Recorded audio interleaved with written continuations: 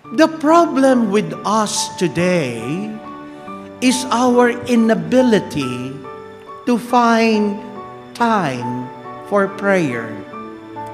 Going to Mass, especially on Sundays, and how to get involved actively to some Catholic organizations. But we can always have time for work, pleasure, and recreation.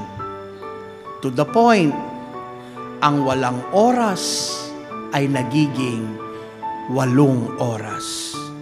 May time.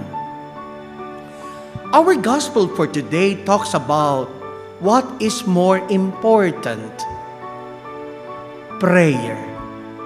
We are reminded of the value of prayer.